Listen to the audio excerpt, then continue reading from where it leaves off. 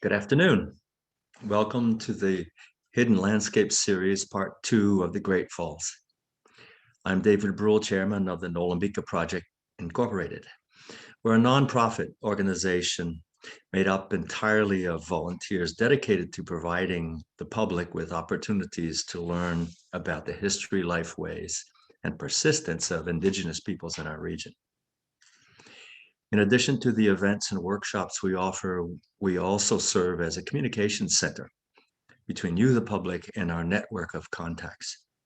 We can put you in touch with our contacts throughout the Northeast, which includes Northeastern tribes, local historians, historical commissions, Indigenous musicians, artisans, storytellers, and more. We sponsor a pollinator program series of workshops in local schools as well.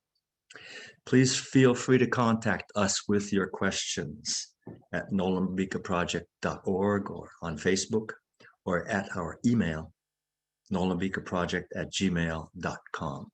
Donations, of course, are always welcome. We always begin our events with an acknowledgement that we are all occupying and benefiting from Indigenous lands. The first peoples have lived here for tens of thousands of years in balance and reciprocity with the earth. We must continue to be thankful to this earth with whom we share the wonderful gifts of rivers, forests, and fellow creatures who are truly our kinfolk. We give thanks for all good things. We also give thanks to our dear sponsors.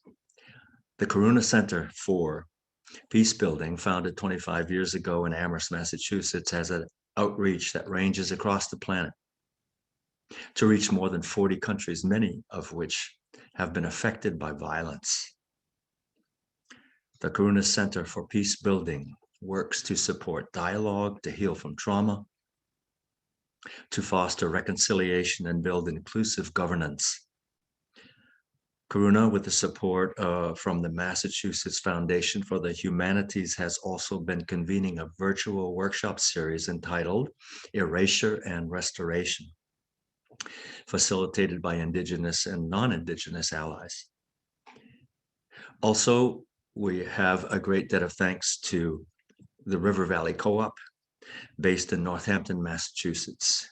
The co-op is a role model for food cooperatives that encourage sustainability and fair trade. The River Valley Co-op has worked with Nolambika Project and others since 2016 in honoring the ancestors of this land, to learn from the past as part of healing and working together to build a better future. We are deeply indebted to filmmaker Ted Timreck, who since 1976 has been exploring and filming sites that will be the focus of this series of films we are presenting. Ted holds a research position in the associate program of the Smithsonian National Museum of Natural History. He's been working with the museum's Arctic Studies Center since 1980. Ted has been breaking new ground with Doug Harris, as you will see. Doug Harris, whom we'll meet shortly, is the moving force behind efforts to locate ceremonial stone landscapes and preserve these sites as important parts of our cultural heritage and national treasure. Together, they have blended scientific research methodology with Indigenous insights, knowledge and wisdom to provide us with a unique and remarkable body of work that crosses cultural lines. So, during the film, please use the Q&A option as your questions for the presenters arise. They will be addressed at the conclusion. I'll turn the rest of the program over to Ted Timreck. Hello, and let me just hit my screen share first. Hopefully that's all there for you. Yesterday, we had an introduction to ceremonial stone landscapes. We learned about their discovery, some of the history going back to colonial times like Ezra Stiles, and a bit about the politics of site preservation. Today in part two, we'll explore some of the surprising attributes of these sites, how they can be connected across the land and the sky, and we'll begin to introduce the big question of just what kind of native civilization developed these early and unexpected ceremonial traditions. Now, one more thing about the movie, and Doug touched on this a bit yesterday. This movie was the first video documentation that the National Register has ever accepted as evidence in a historic site determination. As Doug said, in a large part that was due to the oral history interviews with tribal representatives. At the National Register, this movie was set up as an argument in opposition to a panel of Massachusetts state officials who were arguing against the possible inclusion of the Turner's Falls site on the National Register. And of course, the decision came down on our side. Now, we're very thankful for the many, many people who helped us with this project over long stretches of time. Some movies get Academy Awards for their team, but winning that National Register argument with our video and being a part of changing the national preservation rules for the acceptance of native sites was a much better prize. Now, this entire series is available off of my website at twtimreck.com. Well, I am a retired tribal historic preservation deputy, and my ancestry ranges all along the East Coast of the United States. So the words that I speak would be words that come from that ancestral pool. This is Doug Harris speaking. Thank you. Nikki asks, since the structure on the hill at the airport only became visible after the trees were cut, does that mean that Indigenous people also clear cut that hill? The presumption that the hill may have been clear cut by Indigenous people is not invalid. There was a lot of manicuring done of the woods as well as the hill country over periods of thousands of years. So it may have been cut by tribal people, but what is referred to there is the need for tribal consultation pursuant to the National Historic Preservation Act, so that tribes can determine what should or should not be impacted and can identify when impacts are occurring that could potentially rearrange some of what is ancestral to the tribal people. Let me add that forest resource manipulation is a huge topic now, building more all the time, native resource. And Fred Wiseman, who's coming up in our next screening, has been doing some special research on that very topic. So that's a question that should go for him, because burning off the top of the hill at the airport now seems like it was just the logical thing to do, along with all the rest of enormous forest management that was going on pre-contact. But I think we should wait for Fred to come in on that, because he's got a lot of interest in there. But the other thing is that the airport did not just burn off, because that would have been relatively non-intrusive. But they cut trees and they stumped. They pulled the stumps up. And when they pulled the stumps up, what were revealed were stone features underneath that had been buried. Kendra asks, what is the story with burnt hills today? Are there any land trusts that support or are involved in preserving sites? That particular site is not to my knowledge, under a land trust. However, Jack Cable was always very particular about making sure that it was just used for the purposes of blueberry harvesting. And although it went through a period of somewhat indiscriminate abuse and use, it is my understanding that it is now within the hands of people who fully respect what its ancient purposes may have been.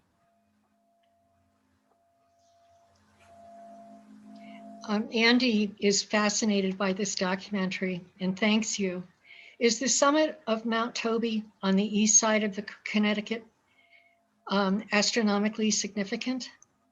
Also, do you know what it was called originally?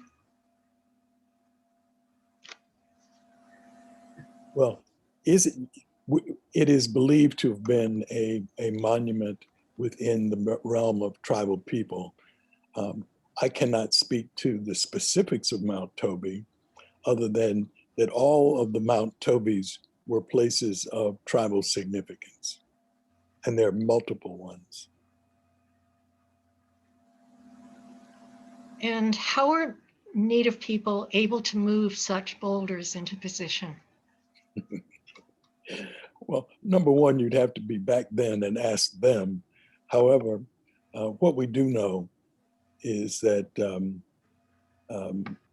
movement of boulders when the ground is iced is far easier. That they are also moved with logs being used as levers. And a community can do a whole lot more than a couple of individuals can.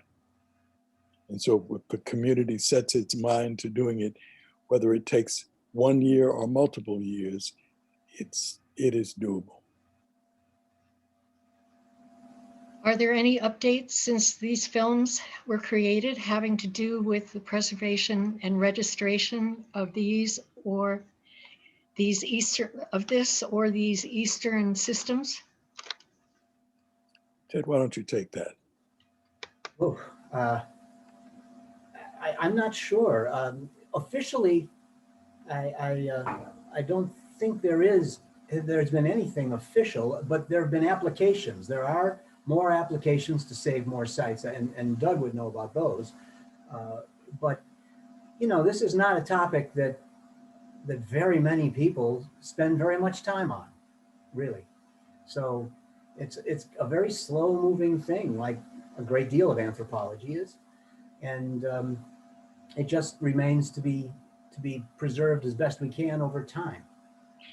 The Army Corps of Engineers took the position once the ceremonial hill was designated as a place of significance to the National Register of Historic Places.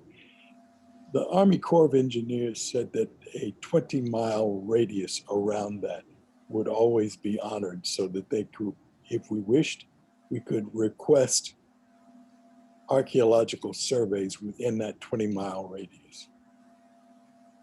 So it made a difference. And once a federal agency like the Army Corps takes that kind of stance, then pretty much everybody else falls in line. And it's considered significant. This determination was a major breakthrough for tribes in the East to have our ceremonial places considered significant. And the ceremonial stones, therefore, are considered significant and are, for the most part, honored. And more towns are beginning the process of honoring the ceremonial stones within their jurisdictions. Mary Lou writes from Shutesbury as an individual member of the Historical Commission. She thanks you for your work and asks, how can we get into the National Register of Historical Places? And how can we get this film into the curricula of public schools so that our children can learn the true history of the United States? I'm an educator and have seen the erasure of Native culture in their books. I have stood among the many stone prayers in Shutesbury and wish to continue preserving them. Well, you are the sovereigns of your town. So you, the public, get to stand up and say what you want. You can do that in Shutesbury or in any other town. You can do that within your school systems. You can determine what you wish to have presented in your school systems. You, the citizenry, can do that. And all you have to do is exercise your options.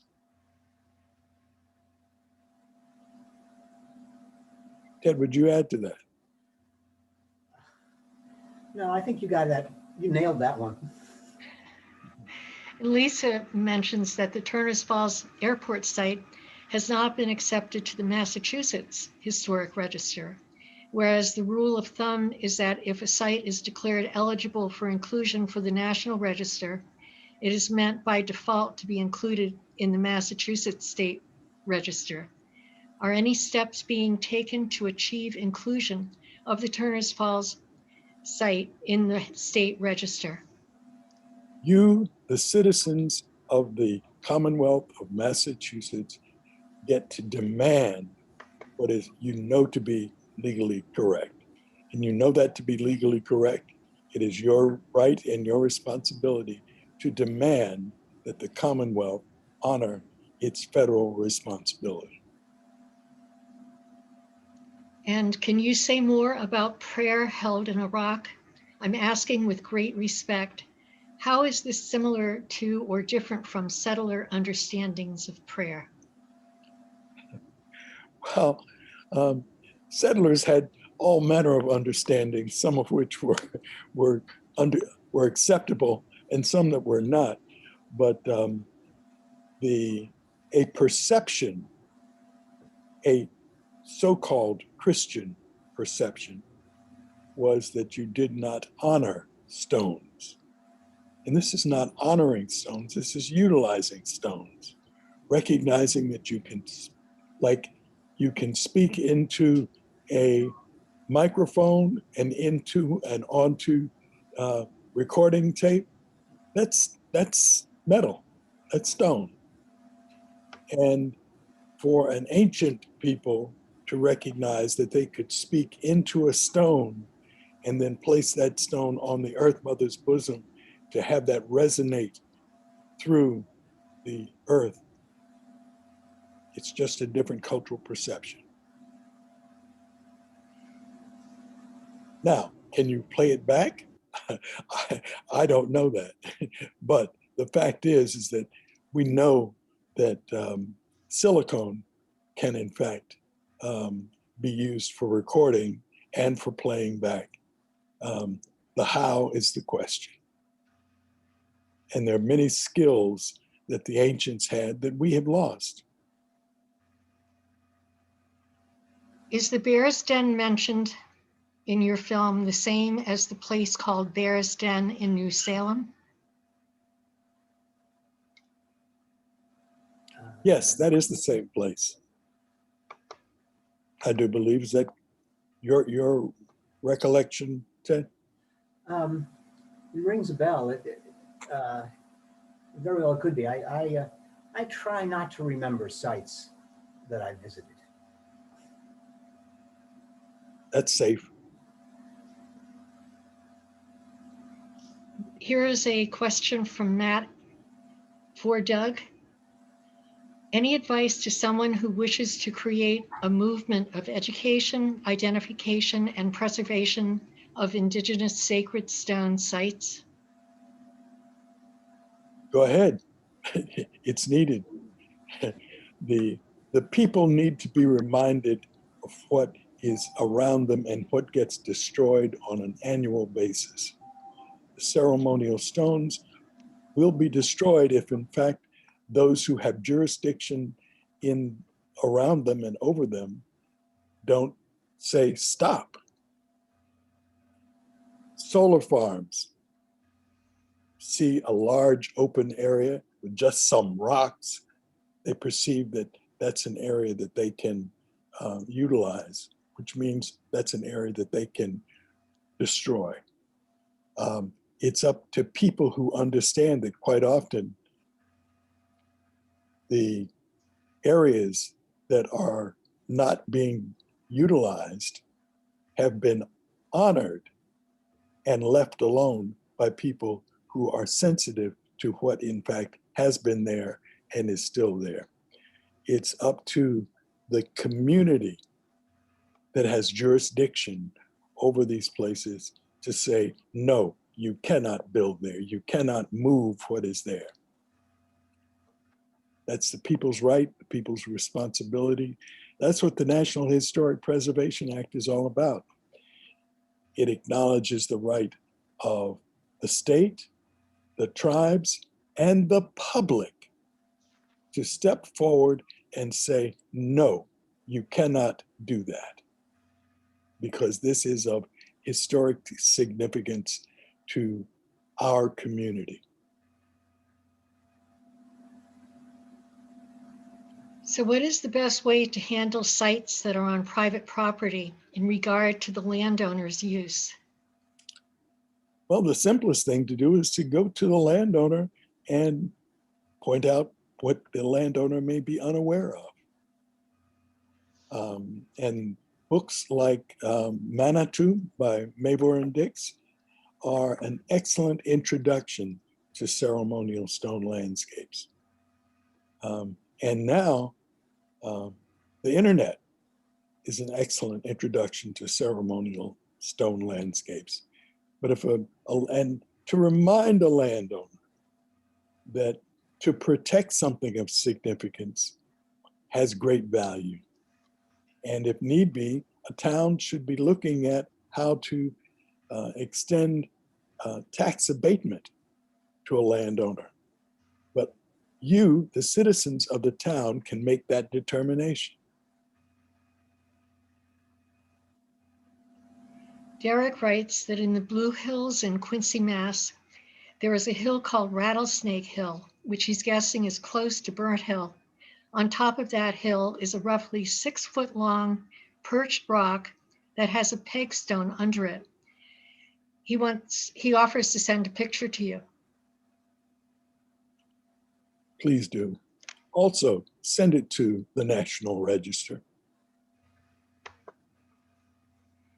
And Ben wants to know, how do they navigate so accurately across Cape Cod Bay to align the sight line? That would be following, that would be a celestial alignment to get it across the body of water. And Will says that more than 25 years ago, a major native site was uncovered during Route 2 highway expansion east of Barton Cove. Do you know whether there has been any more work done there in the years since? I'm not certain, but I would recommend that you contact the State Historic Preservation Office and see if in fact they have data regarding additional excavations or examinations of that site. Nina came across a stone wall and a mound similar to those shown in the film in Highland Park in Greenfield. Are sites in Greenfield part of the same system that relates to Great Falls? And is there a story surrounding Sachem's Head that you can tell us? There is not a story that I can tell you about surrounding Sachem's Head. However, the Pecumtuck people had extensive monuments in this region. And I think it's up to contemporary people to recognize what was significant to the Pecumtuck people and continue to honor that.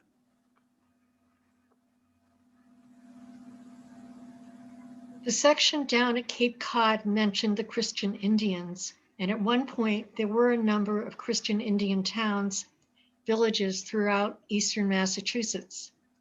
As the line runs through eastern Massachusetts, have archaeological studies of any of these Christian Indian towns seen related to these ceremonial landscapes along these lines? Well, let's remember that before becoming Christians, indigenous people were of their own traditions. And some of those who became Christianized, as Jim Mavor said as he was paddling his canoe, that did not necessarily mean that they halted their traditional practices. They may have simultaneously engaged in both Christian practice and traditional ways of being. I think we know that some of the praying villages included ceremonial sites and may have been settled in that place because of the ceremonial sites, and others maybe do not. But not enough work has been done on trying to understand that very delicate bridge between the settlers and the Indians at the frontier. That's a whole huge, in my mind, a huge topic for research, and a great place to do that would be the interface between the praying villages and the surrounding settling communities. So that's a nice question, but it's still in our future, I hope. Ezra Stiles made very clear that there were Indians that he walked with who would quite often walk more than a quarter of a mile around the site so as not to have the responsibility to share that with a colonial person. That's from Ezra Stiles' records. Do you think it would be possible to have the entire network of sites along both lines recognized by the National Historic Register? That's a beautiful futuristic thought, isn't it? And that's a task for the citizens of these commonwealths and these states and these United States to make sure happen. The people can make that happen. And the people can put the brakes on it and make sure it never happens. So you, the people, have got the responsibility. Ball's in your court. Nancy said that the Bear's Den in New Salem is now a protected site under the auspices of trustees of reservations. Oh, that is good to hear. Great. Bravo, trustees. John asks, did the indigenous people have means to split large stones for various purposes? And the answer to that is yes, both mechanical means as well as spiritual means. It is stated that there were medicine people who had the capacity to split stones. And some of that may be possible through harmonics. Some of that may be possible through the use of levers. There were many tools available to the ancient tribal people, some which are not usable today because we don't have the spirit capacity to project certain kinds of energies. Freezing and thawing water in rocks is just a really old and time-consuming but relatively simple way to split stone. Mike says it was great to see footage of Mavor and Dix. Is there any more with them? Manitou was transformational.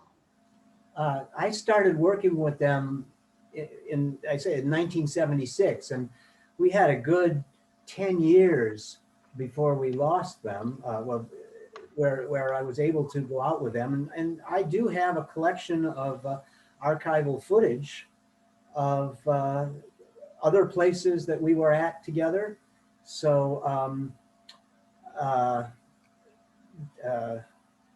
maybe Diane, you would know yourself if there's other footage. I probably wasn't the only person interested in filming Byron, but I do have other material.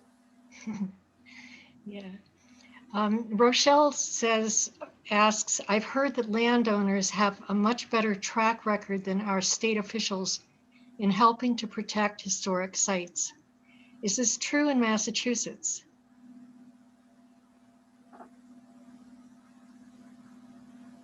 Landowners are becoming more and more attuned to the significance of what is on their property, what of ancient significance. And the more we bring it to their attention, the more they want to protect what is there. In some instances, they recognize that the property becomes more valuable once they protect what is of ancient significance.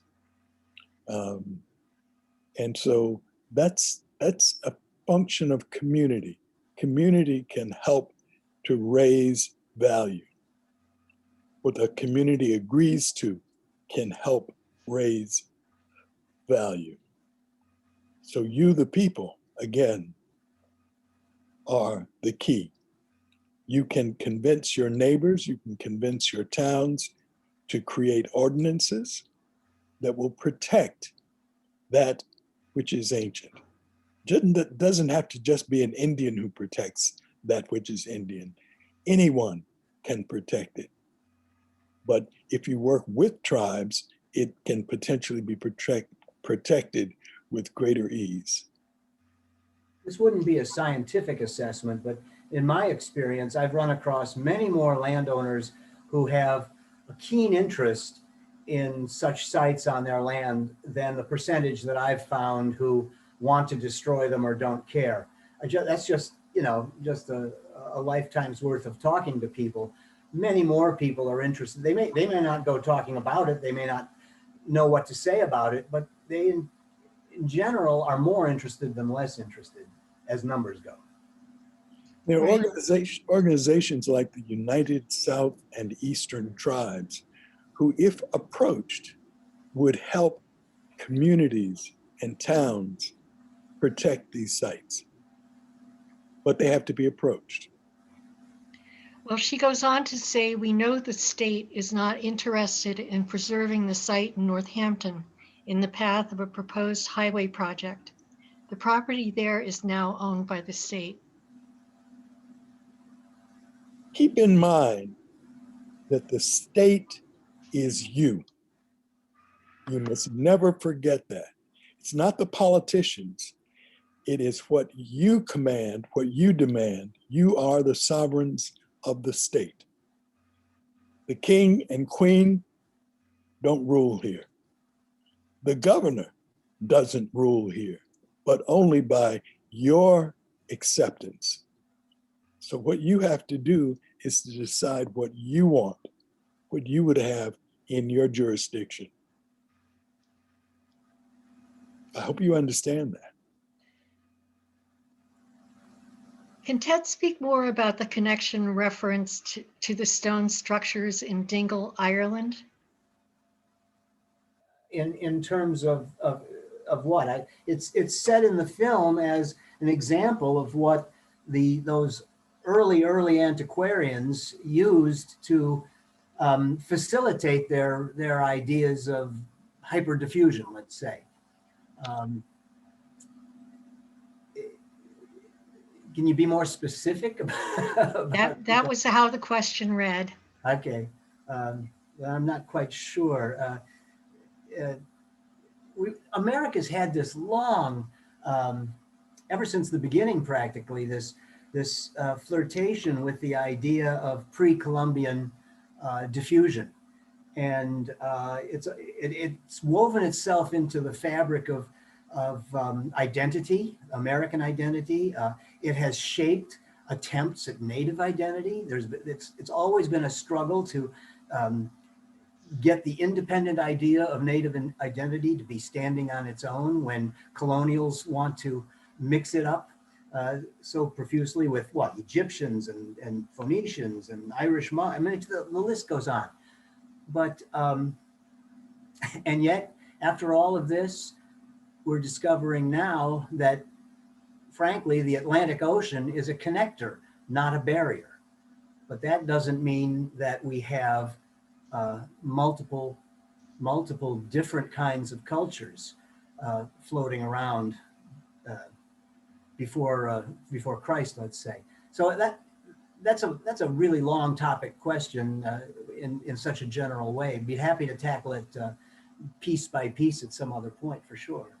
And there will be more of that coming up in other movies, I suppose. But it's also very important to recognize that the colonials who came here needed to justify taking land. And a part of the justification for taking land was to vilify the people who were already here as savages. And if they were savages, then the right for them to hold land was being denied them because they were savages. They were not civilized. And that's a perception on the part of the colonists, not a reality. Are there are there model ordinances that a local zoning board of appeals could use to create one suitable to a specific community?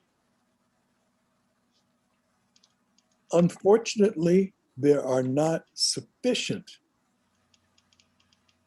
models, but any group of people can come together and decide what they will or will not tolerate in their jurisdiction. And your goodwill is the beginning of the best model. Can you speak more about other important sites along the Massachusetts stretch of the Connecticut River in the 1600s, villages and/or ceremonial?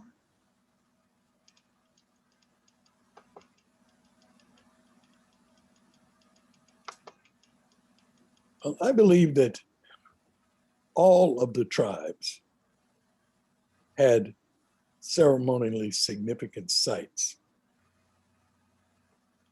All of the tribes were dealing with astronomy and the importance of astronomy, the importance of astronomical events.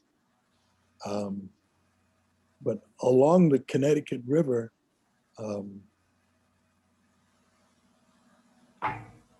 Ted, what would you suggest? I would say that one that you probably already know about, which is potentially obvious, is Mount Tom, right at the Oxbow. The Oxbow is a very significant piece of environment. There's a wonderful boulder there called, I believe they called it the Giant's Football. And I believe in our last piece of Hidden Landscapes, the last episode that we will show in March, there's a whole segment that deals with the Oxbow and the Devil's Football. So I can add that. But it's important to remember that even the mound builders have sites that are east of the Mississippi River. They have sites that are in New England. And many of those are not recognized, not accepted as being significant. And we have to make sure that our anthropologists don't deny them. And how many thousands of years are the mountain builders going back? And for how many thousands of years is time immemorial? You know, my elders always spoke of, we've been here since time immemorial. As a matter of fact, what was suggested to me was that yes, when I asked the question, well, what about the people who came across the Bering Straits? And I was told by an elder, yes, well, some of our people may have come across the Bering Straits, and they were met by those of our ancestors who were coming up from the Amazon rainforest, and we who have always been here welcomed them both. That's what I was taught. That's what I accept. That we have always been here, and that the cultural mark of our ancient people has always been here.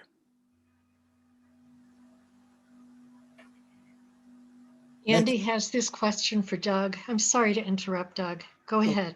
Oh, I was just asking for the next question. Oh, okay, here it is. It's from Andy and it's for you. Referring to the Great Falls film as a whole, how can settler descendants actively work to cultivate the peace that you helped initiate in the 2004 peace ritual at Unity Park? I was honored to be there with the tribal medicine man, Lloyd Running Wolf Wilcox. And what we have to do is accept that we are empowered to have that which we would live by. We are empowered to do that and stand for nothing less. What is appropriate to live by? Treating your neighbor as yourself is one, but honoring that which has been left behind by your ancient neighbors is the other. To be willing to look at what has been left behind and to protect it in place of those descendants who should be there to protect it themselves. Does that answer your question, or do you need further clarification? I will let him answer that or type in an answer.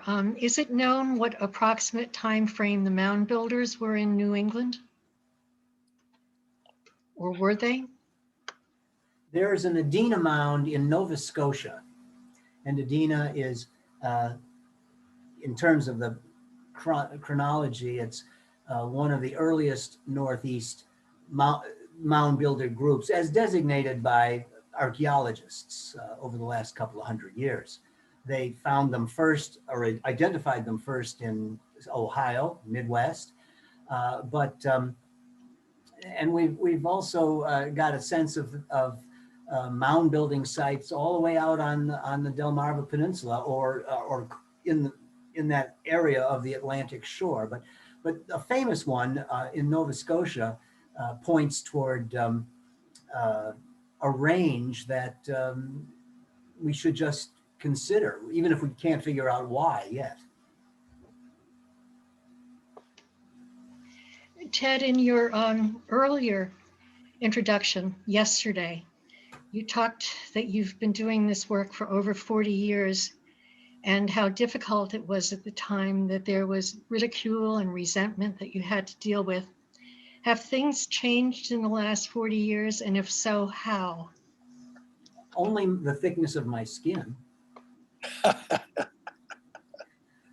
That's the safest change. But aside from that, I sense, because I talked to a number of archaeologists, that what there is among many of them that I know is an open mind that is simply waiting to see how all of this sorts itself out. They understand it takes a long time to make changes to our cultural perceptions, but I have found that, if you go back to 1978 or 79, it really was a huge controversy that the stone ruins, you had these people running around the forest, jumping up and down with the idea of these discoveries, and they were very surprising discoveries. And you had the academy scientists, or teachers in particular, who were assuring us that Indians never moved stones. They didn't build with stones, and they couldn't have built with stones because they had no reason to build with stones. And that conflict between the antiquarian and the scientists was a pitched battle in say the late 70s, early 80s. Maybe because there weren't that many controversial other things to go on, but this had a lot of emotion because it was fake science, if you will, and real science, and it was caught up with a lot of personality. In other words, it was a mess. And it just occurred to me that much conflict had to mean there was something underneath this of real importance. To have this kind of vehemence on both sides over some stone sites in the woods, to me that meant that there was a black hole in the science of Native history in the Northeast. And I soon understood that transitioned into what I would call a glass basement for the time frames. Every time there's a discovery, it always cracks that basement and we go a little deeper in time, a little deeper in time. So I've come to have a reasonable respect for Doug's vision of time immemorial, because we haven't found the bottom of this yet by any stretch of the imagination. So, and there's never been a discovery that said, oh yeah, that's the end, that's the cap, there's nothing later than that. It's always going earlier and earlier. And the thing is to have the patience and the faith to wait and see how it happens. But I can be pretty sure that that's what's going to keep going to happen right up until we hit some little number that says time immemorial for everybody. Everybody agrees. But the controversy was horrific. And it really set back the idea, because the idea of the discovery, I think, for quite a long time. So we had to work along by ourselves and just keep looking and keep documenting and keep shooting that footage. And someday a story would evolve. And a quarter of the way through that, I discovered Doug Harris. And as to the earlier question about a native voice, it's an astounding native voice, I don't mind saying. And it's allowed us to have a kind of balance that has encouraged us to be able to go further. And many scientists, along with myself, share a sense of at least sitting on the fence, which is probably the safest professional thing many can do. A journalist like myself, I don't have to sit on the fence. I don't want to fall over the wrong side, but scientists have changed certain attitudes simply because that ceiling keeps cracking and the discoveries keep coming, and the number of stones and the native perspective backing up those stones puts everything into an area of political and legal consultation. That's the word for it. It took a long time for tribes to believe that the federal law was actually going to stand by them and support the fact that tribes knew more about what was their reality than did the scientists.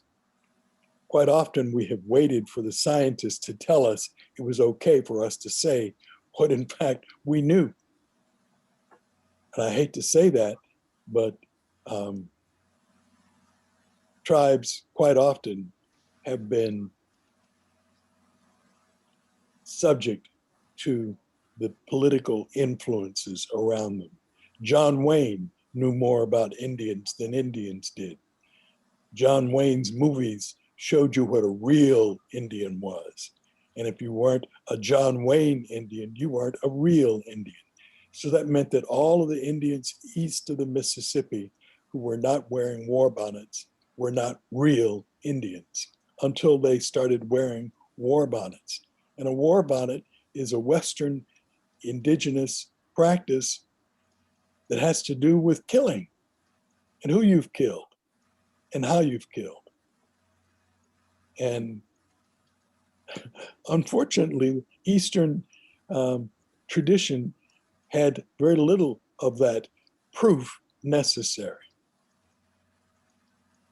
But it has taken quite some time for Indians to begin to realize that the only way to be recognized was in a parade if you were wearing a Western war bonnet, because that was what was in the movies. John Wayne told you that that was what was real.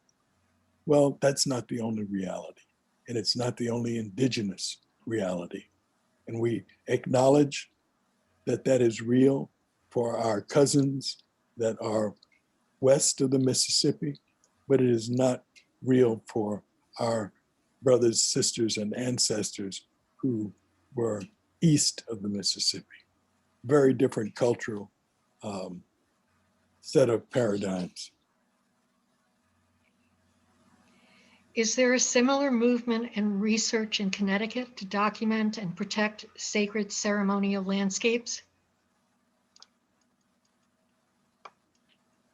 There is a similar movement, but Connecticut, right now we're dealing with some serious ceremonial sites that are maybe left over from the Hopewell and Adena periods.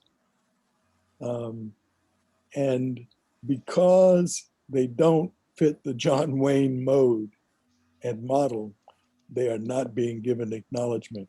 And Connecticut, like Massachusetts, has as much of a colonial influence and has a dominant colonial influence that does not want to acknowledge that the Indian culture was not a savage culture.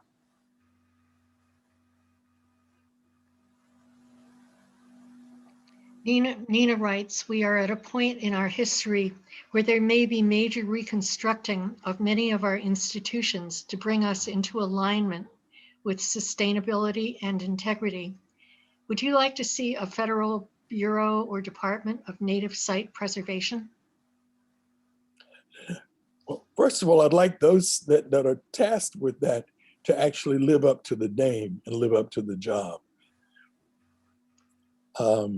But yes, we need protection for indigenous sites. We need serious scholarship, not the colonial inspired scholarship that Harvard and Yale have provided us with, where I was told by an archaeologist that the Paleo period, and there is no Paleo tribe, but the Paleo period went back 7,000 years. And then we started having a discussion about the rubber yardstick of anthropology, how it extends and shortens depending on what's being found. So the fact that outer continental shelf sites may go back 18,000 years, 20,000 years, those have to be proven, but they are a part of reality. They are older than what is perceived to be paleo. And the other problem is we've been dealing with ocean sites, and ocean sites aren't supposed to exist. Well, however, they exist right off coast. They were part of the outer continental shelf, the continental shelf.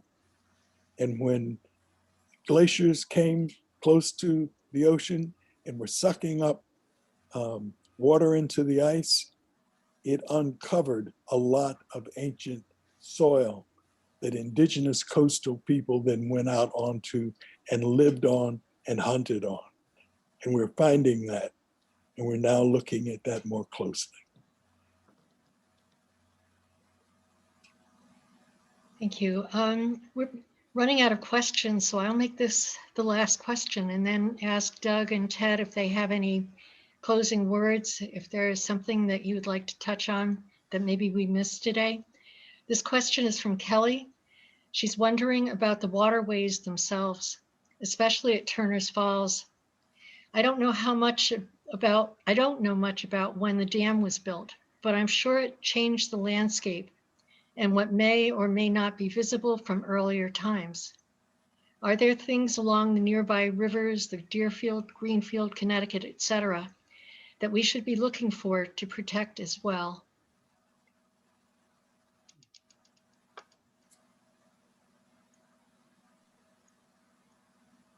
We know for a fact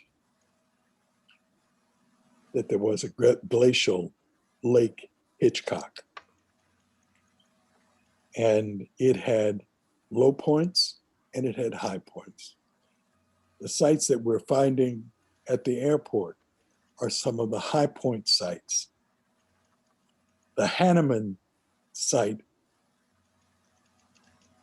Hanneman was the amateur archaeologist who first started, to my knowledge, first started doing the examination of the shores of glacial Lake Hitchcock and found artifacts. And what we found out there were the artifacts that remained as a result of what the people along Lake Hitchcock left. But what we must acknowledge is that waters rise and waters recede.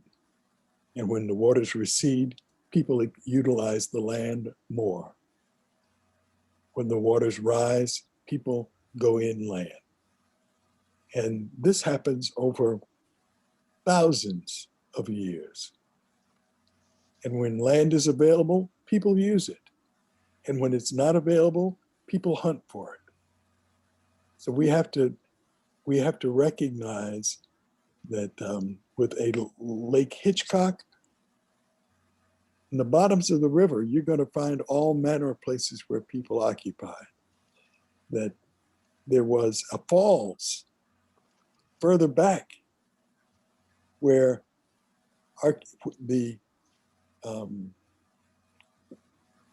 submerged archaeologists have found all manner of cultural resources in the bottom of the river and at the bottoms of its falls, the previous falls that existed.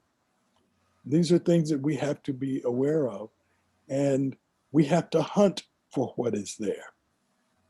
And it's a big shock to find out that there were glaciers, and when the glaciers came near the ocean's edge, it forced the ocean's edge to be consumed in the ice of the glaciers.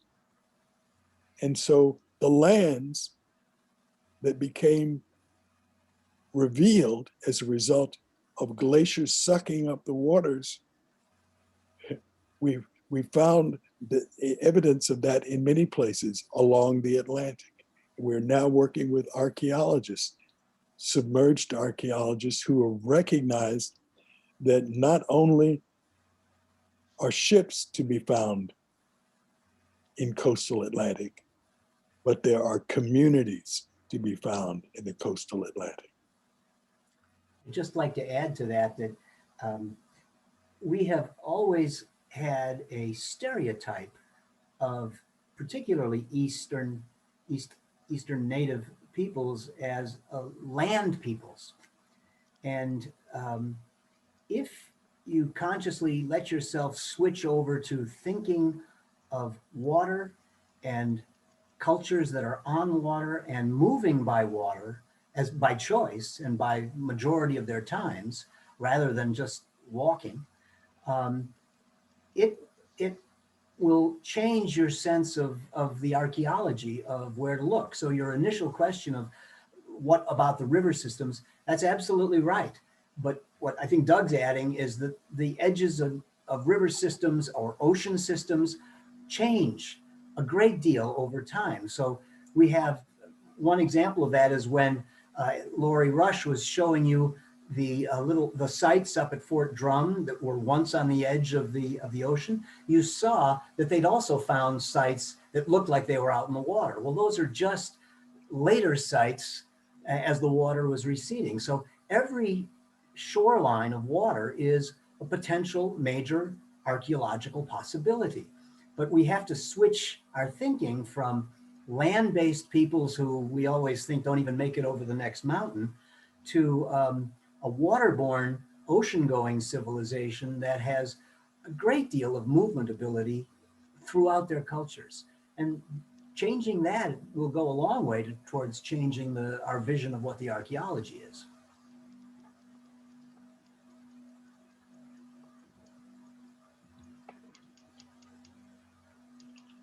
Thank you.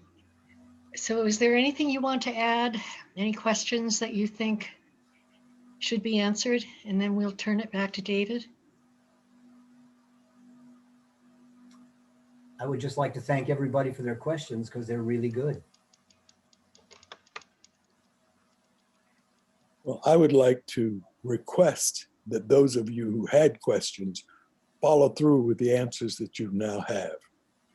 You are responsible for where all of this will go. You are responsible for what the anthropologists of the future will allow and will seek. Demand, demand, demand more. Demand protection of more. Thank you.